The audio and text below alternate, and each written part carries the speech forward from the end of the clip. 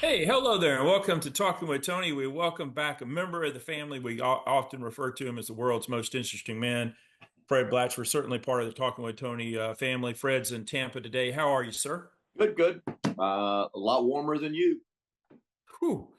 And I tell you, because a good friend of mine got me tickets to the Auburn basketball game tonight as we're filming this, I had to get out of somewhere that's even colder and beat the snow out of Memphis, Tennessee, get back to Auburn. I was going to stay. Well, at least I was going to stay till this morning because the game starts so late tonight. But that was not going to be the case if I wanted to get to that basketball game because Memphis has, between 3 and 5 inches of snow and potentially more and a low of 9 degrees coming in a couple of nights. So yeah.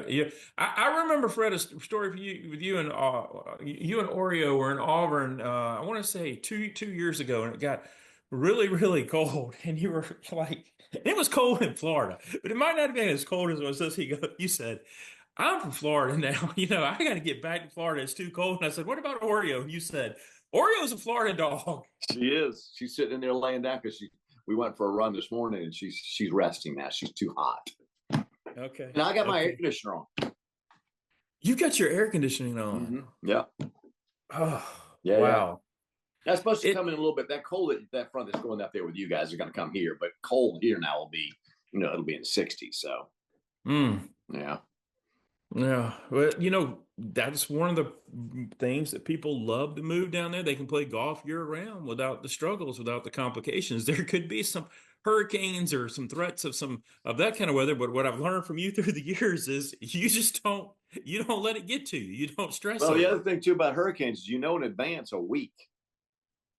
I mean, they down here when a hurricane's in the neighborhood, they're barking about it for 3 or 4 days in advance. If you don't get out of the way of it, then it's your own fault. So But even when instructed to leave, at no, times you will stay too. I have. I mean, I live far enough inland that I'm not worried about flooding or anything like that. But I have stayed in the past.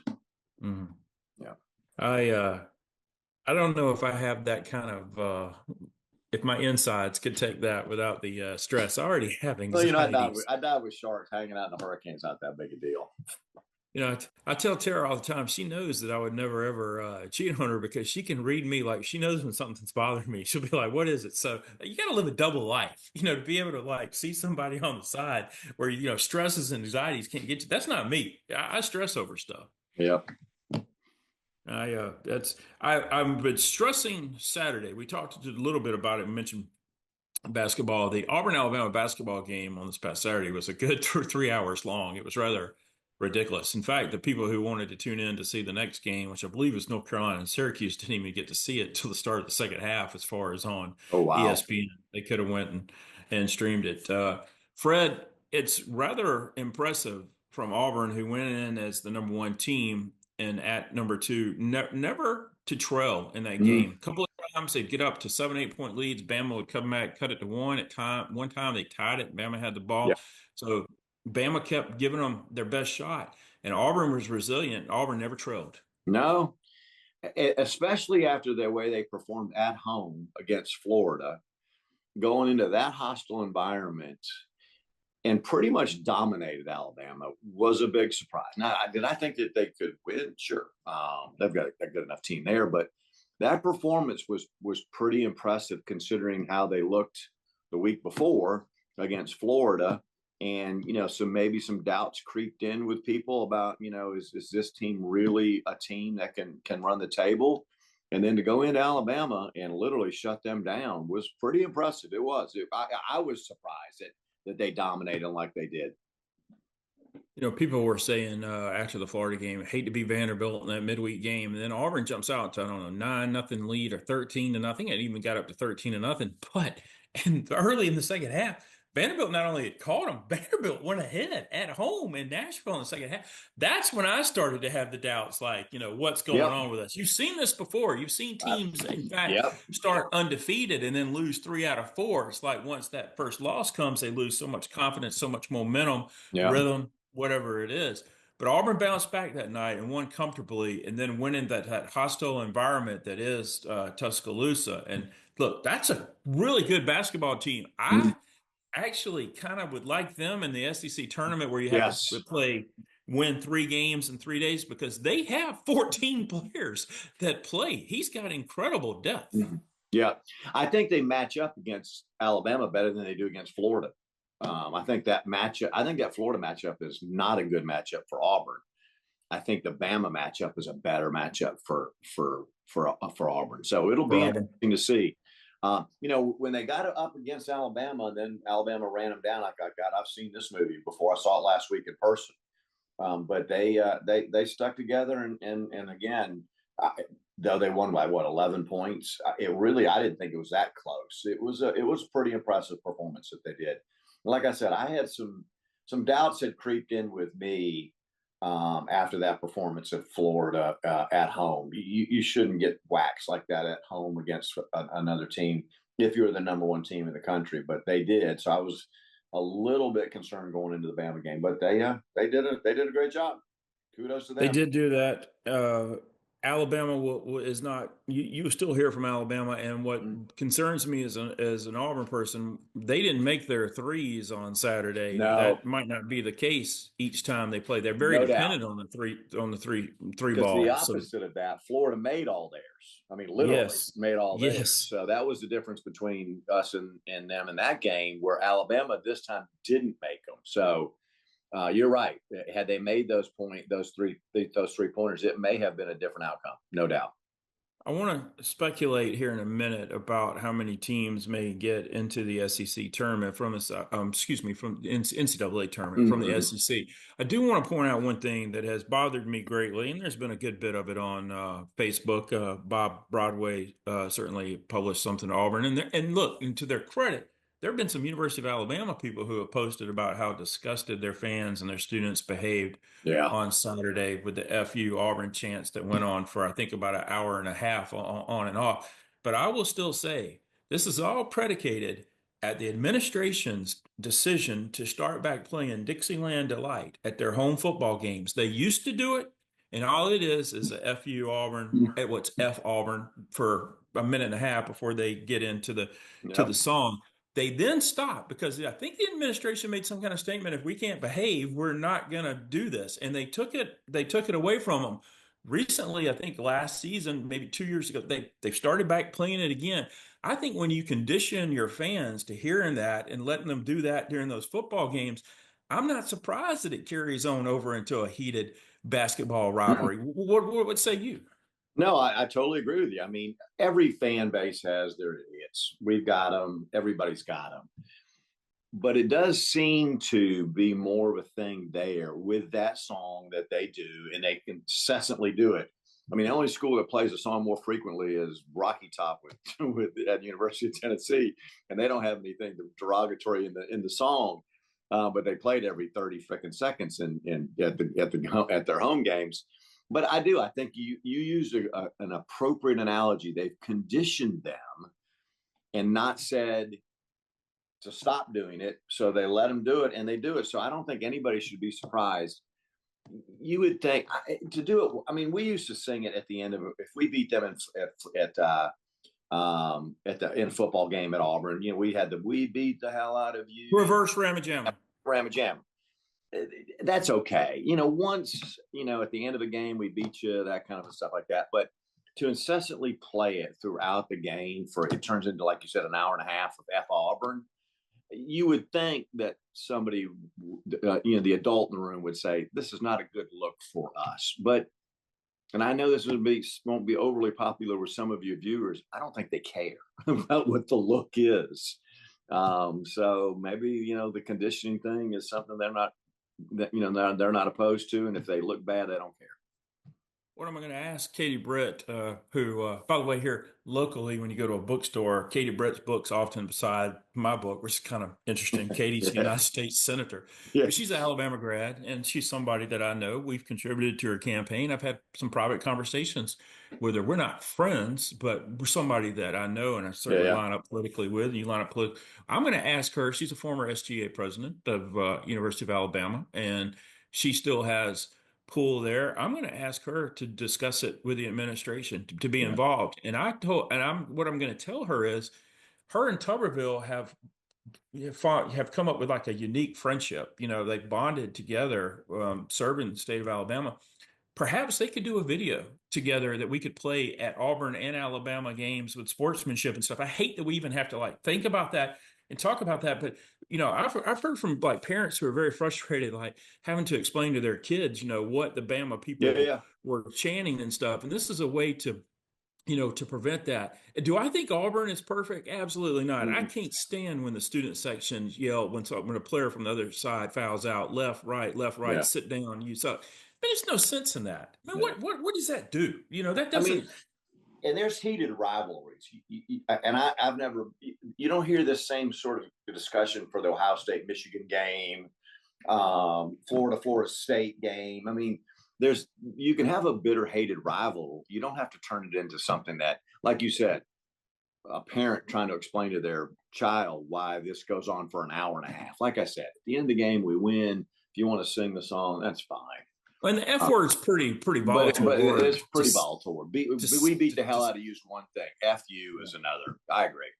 I think that I was most frustrated that the athletic director had come out a couple of days prior saying, all right, let's keep teams from storming the courts and storming the football fields by making them forfeit, if they do. He can take time to address that, but he can't take time Yeah. to address the behavior of his fans. And then the basketball coach, who I personally like, and I think he's a great coach, he gets on the mic and says, don't throw Stop. any more Right. things on the court. He could have said, by the way, let's don't use the F word anymore during the Right. contest either. That was a great opportunity. It But was. no, it's like Dawn Staley last year when she was asked, would males be allowed to play on your basketball team if they wanted to? And she had to answer yes. I don't know what she really believes, but she had to answer yes because she's a darling of the left wing media, and she knows Sure. that that's a Sure. Yeah. far left extremist talking point No to doubt. say. So it kind of, it was an opportunity missed there by Dawn Staley last year to say no, men belong in playing men's sports, and she wouldn't do it. And I feel like it was an opportunity for Oates to say, all right, enough with that. Pull for us, pull against them, but don't use the vulgarity. That's another thing. You don't have to like my team. You can love your team without liking my team, but you don't have to curse in that manner all the time. But when they get away with it at the football game and they don't take it away from them, what do you expect? That's all I have to Yeah. say And you about that. And I wonder hope if, that Auburn people don't do anything derogatory when they come no. to Auburn. Well, and you just wonder, ESPN, how do you filter that out? I mean, I'm not a audio technical expert, but how do you filter out an hour and a half of that going on constantly? And you can periodically pick up on it, but after that game, and then obviously the actions of that one Bama fan, and people come like yourself commenting on it and making statements about it. If the administration doesn't say anything about it this time, they never will. It's And an so excellent point. I wouldn't put any of my own money down on a Vegas bet that this is going to get addressed. So I don't want to take any credit for it, but if Katie Britt can do anything with that, if she yeah, can be the influence person that I believe she is, she can take all the credit. We ain't got to be best friends with the Bammers, but I respect him and I respect their team too. I'm telling you, right, their team can win the national championship as easily as Auburn can. yeah, I mean, I agree. and that's kind of where I want to go with the next point. I think the record, I should have researched this, but I believe the record for most teams to get to a conference, to get to the NCAA tournament from a conference was the Big East in around 2010 or 2011. They had 11 teams. Auburn and Alabama and all they're shoe-ins. Okay, they're locks. We Mm-hmm. got a couple that are right there on the fence. I think that 11 number is going to go, and I I do think too. the SEC could get maybe 13 I agree. teams in the NCAA, and that. So, Fred, the other question I have to ask, if that's true, and we can talk about, whether or not that is true, but wouldn't the SEC regular season champion have to be the overall number one seed in the NCAA tournament? If you playing in a conference where you've got 13, even if another team has less losses, like perhaps Duke has less losses, but the ACC is not the ACC Mm-mm. right now that we're accustomed to. They may get 4, potentially 5. I'm talking potentially 13 teams in the SEC tournament. I would think whoever wins that SEC regular season is not only a 1 seed, but they're the overall number 1 seed. Yeah, I mean that you're right. That's a compelling thought that if you've got that many teams in there, which means you had to play majority of them at some point in time, and you come out of there as the champ. God, how could you, from a strength of schedule aspect of it? I know they do the quad victories and stuff like that and everything like that, but you can make an argument that we won the conference that has 13 teams in the tournament. How is it that you aren't a number 1 seed? I don't think there's any way that Alabama and Auburn are not number 1 seeds. Whether they, even if they didn't win the conference, which one of them will, that they're both going to be number 1 seeds. Interestingly enough, I did hear that comment about they were talking about conferences and they were talking about the depth that the SEC's got, and they were talking about the Big East. Did you ever think in a million years that the football conference just past fall was average at best, and that we would now be talking about the depth and how good the SEC basketball conference is, and not be talking about Kentucky? I played golf with a buddy of mine who's an Alabama graduate. This was before the game, and I said, Dave, did you ever think that you and I would be having a discussion about number 1 against number 2 in Auburn, Alabama game?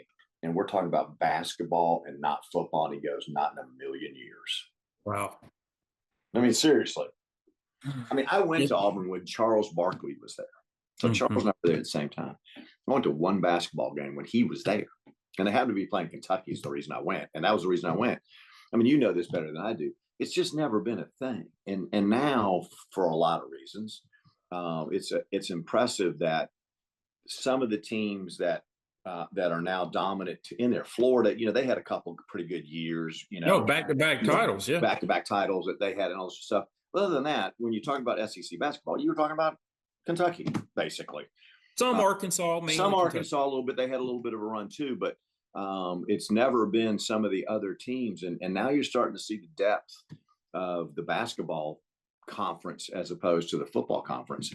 I think with NIL, with basketball, it seems like because you've got a little bit more concentrated group of people that you have to influence, it's probably, from an NIL standpoint, maybe a little bit easier to construct a better basketball team quicker than it is when you're talking about 83 people on a football team. Well, certainly for Auburn, it's helped out the last couple of years because all these guys have continued to come back and stay with the program. So they've only needed to plug in a couple of spots each year. I don't know about next year because there are going to be a lot of kids off this basketball team this year. There'll be a couple back, but there's not much back there. They're going to have to, then they're bringing in a good recruiting class, but they're going to have to go the way of a transfer portal with the name, image, and likeness money to get any. And that's why I think it's so critical for them not only to win the SEC, but just win the whole thing this year, because this is you're playing with 22-year-olds against often 18 and 19-year-olds. You got an advantage, use it. Broome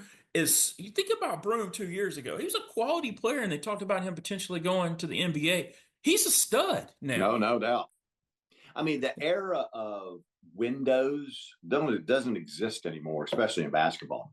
Your window is 1 year. They have a window. It's not like this team's going to come back and let's run it back and all this kind of stuff. He's going to start all over again.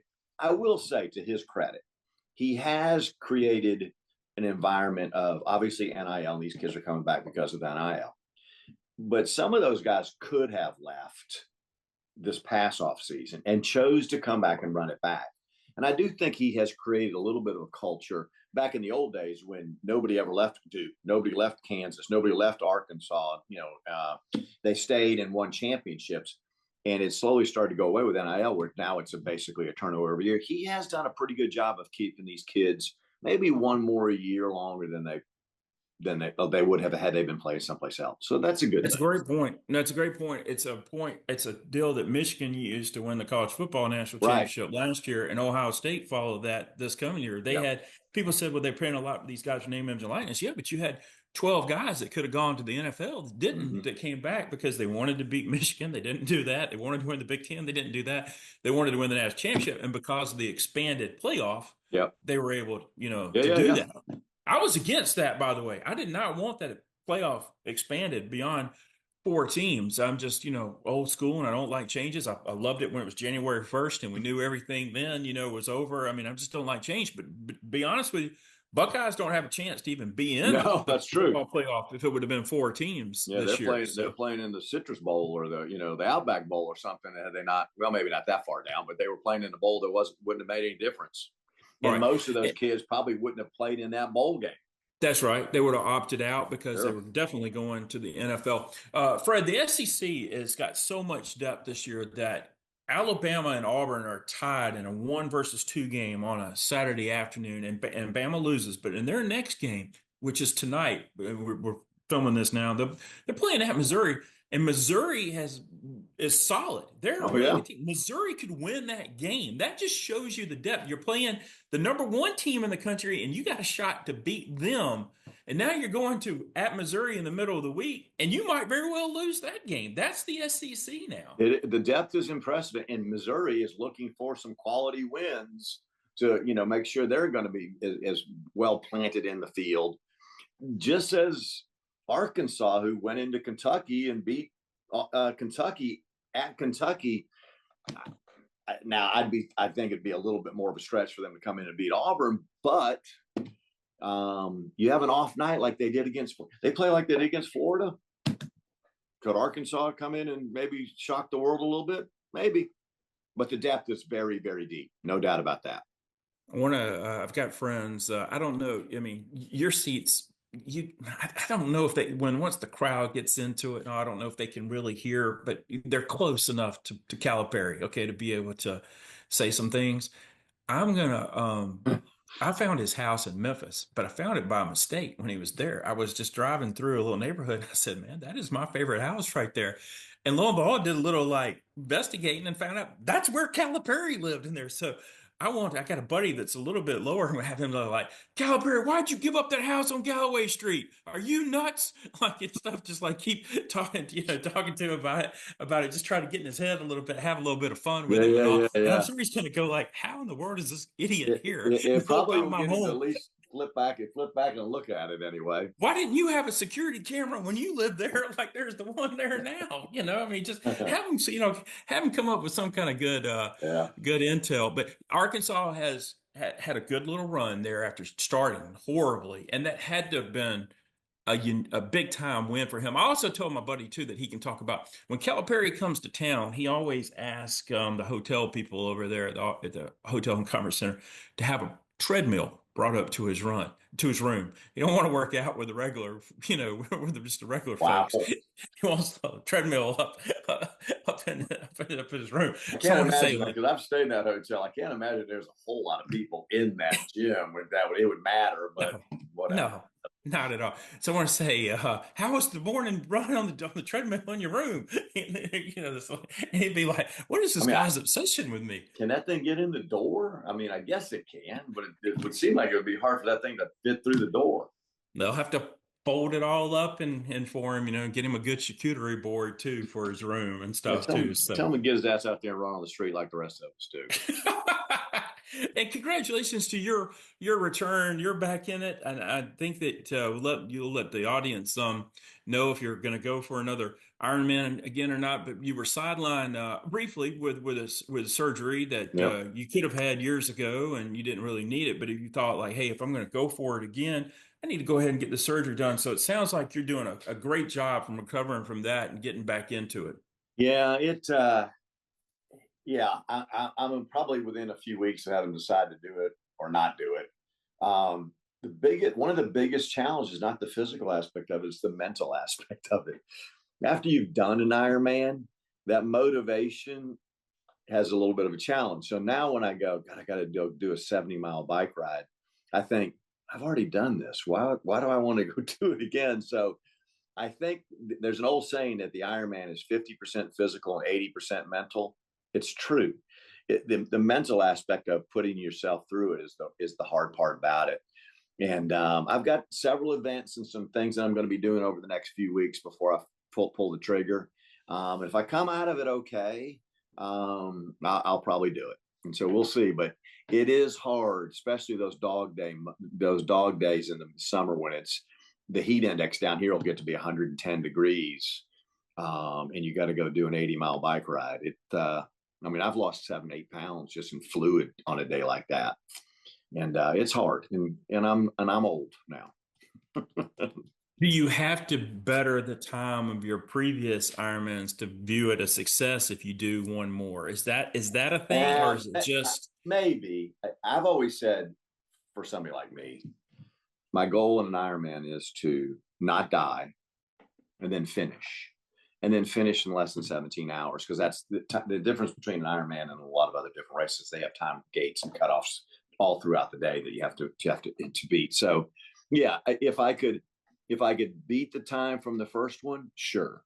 But I'm also 4 years older, and so maybe there's an offset that says just don't die and then finish and get the medal and be happy with it. Nobody ever says to me when I say I've done an Ironman, they don't go, "Oh, what was your time?" They just go, "Oh my God, you've done an Ironman," and I'm I like, think they're "Yes, in awe. You just don't yes." meet people all the time who have, so No, they're in awe that you were able to do it. just the fact that you've done it. So nobody really gives a damn about the time. Just the fact that you've done it. And so many people have not done it. So it's sort of akin to writing a book. People think that everybody thinks they can write a book. I should write a book, stuff like that. And I'm to myself, I'm like, well, go do it. Yeah, yeah, It's not so easy. yeah. No You got to kidding. have a story. Yes, yes. So I'll let you know maybe next time we talk whether I'm going to pull the trigger or not. And if you don't, I mean, you can still be someone who enjoys doing your bike, the runs, the whole bit. And it doesn't necessarily have to be a timing thing. It can be a enjoyable thing. I mean, you're in the best shape of your life, so and you certainly were when you were doing the other ones. I mean, you are coming out Well, of I've got a surgery, but list of I'm going to do every endurance distance this year, starting from a 5K all the way to a marathon. And then there's three distances from a triathlon standpoint. Is basically a sprint, then there's an Olympic, then there's the half, then there's the full. So I've got them all listed down, and I'm going to knock off two of the running endurance distances this weekend. Gasparillo in Tampa has their distant classic weekend, so I'm going to do two events there this weekend. So it may just be a question of can I do all the distances as opposed to just focusing on the Ironman. what will you get out of doing the 5K? Because this is something a thoroughbred who runs a mile generally, that's 8 furlongs, will sometimes cut back to a 6 furlong race, and they're always finishing strong where some of the other Yeah, horses may not be. So you'll have when you're doing a 5K, doing a 10K, you're going to have plenty in the tank. So what do you need to guard about from doing that? Because you're a guy that can stretch it out and go a lot more distances than that. So what is the mental approach to a 5K and a 10K right now I like look at it. I for you? look at it as a training day. You don't every day. You don't run 15 miles a day. So Sure. usually the way I set it up is I start Tuesday. Monday's my off day. Tuesday it builds, and then on Saturday and Sunday I try to kill myself. And so you build. So not every day is a long, whatever bike, swim, run kind of a thing. And so sometimes I'll just build it around that. And some of these things I've just been doing them for years, like the Peachtree Road Race. I think this was last summer was my 26th or 27th year in a row. My sister's done over 30 of them. So some of them is just I've always done them kind of a thing. Are you looking forward to ever doing that reverse Peachtree Road I, race ever again? I hear it's a challenge. it was harder than the regular one. Everybody thinks about how Cardiac Hill, when you do the July 4th version of it, which is tough, but it's a fairly short distance of running up that hill. The polar opposite was cool because you got to run down that hill. But what people forget is the first 3 miles of the Peachtree in July, you're running fairly downhill. In the polar opposite, when we did it this year, it was basically 3 miles of a gradual incline. And there was a lot of people that were kind of grumbling as we were winding our way up that hill. And it was also 22 degrees on top of it. But I think it's a more difficult course than the Peachtree Road Race. The polar opposite was harder to do because you're Yeah. just grinding up those 3 miles of that incline basically the whole way. But fun to do something It was different, I cool. would It think, was. to It be was on cool a to do it. same course in a different route, so Well, to speak. and they had never done it before. It was the inaugural one. They only had 5,000 people in it, as opposed to anywhere from between 40 and 60,000 do the Peachtree Road Race. So the people that did it were pretty serious about, one, doing something that had never been done before, and two, not mind doing it in 22-degree weather. It Gotcha. sucked. That sucked. Certainly going to want you to come back during the NCAA basketball tournament, but Yep. for the rest of the regular season, as far as Auburn goes, what do you expect from them? I don't think that you would necessarily be surprised if they have a stumble between now and No, the end of the year. They have a little bit of room for error now as far they as those do. SEC standings go, as long as they beat Bama when Bama returns to Auburn. True. Yeah, and then you got to start worrying about health and stuff like that. I mean, some of those guys, I think every Auburn fan collectively held their breath when Broome, looked like he may have re-injured that ankle, and you're thinking, oh dear God. So injuries are going to, making sure the team's healthy, because though everybody loves to win the regular season tournament, the regular season championship, it's cool. But does it really matter if you go into the tournament injured and knocked up and beat up? Obviously, seeding is going to make a difference. You want to be as high seeding as you can, but at the end of the day, I think it will be disappointing if they don't make it to the Final Four. And you'd hate to see them not make the Final Four because they got a couple guys banged up. I mean, is it possible that, let's say Bama loses a game between now and our final game? Do we rest kids because we've already won the conference? We're the number one seed. Do we really care if we lost? I mean, you wouldn't want to, but Hey, I can remember at least twice where we've been the number one seed in the SEC tournament and lost the right. first game. Lost to Bama in Missouri and lost to A&M in Tampa. Yeah. So, Yeah, that's right. That's right. maybe. Down here, they hadn't even unpacked their damn bags. They were packing. They were going back to the airport in Tampa. A lot of Yeah, people down here. The Tampa Bay Auburn Club had all these events planned, and bam. and the crazy thing is like you buy tickets to the SEC tournament. A lot of people buy the book in Yeah, yeah, advance. You're yeah. there for the whole tournament, or either you're selling them once your team loses. When you're Pretty the number much. one seed, you're not expecting to be bounced in the quarterfinals. No, absolutely not. Well, I appreciate you Yeah, man. doing this. Well, there is one thing. I hope Pettiford, he's a freshman, and I know that he could go to the NBA, but I believe that kid could use another I year, agree. and I think his stock would just go sky high. I agree too. And he's obviously going to make a pretty good NIL check. So some of that motivation may be that he probably should cook one more season, and Hmm. then the sky's the limit for him. I totally agree. I'm not saying he won't go, and I would understand if he did, but I'm not so sure that I wouldn't strongly talk to him about hanging around one more year. Yeah, in the long run, we think he benefits for sure. Yes. Fred, I really appreciate the Yep. time, and I'll get to see you next week. All right, safe travels here. All right. All right, man. See you guys. All right. For Fred Blatchford in Tampa, Florida, and for Jake Barton in Noonan, Georgia, I'm Tony Jones. Thanks so much for tuning in to Talking with Tony. Look for this episode and the episode with Daniel Cummins previewing the Oscars in the coming days.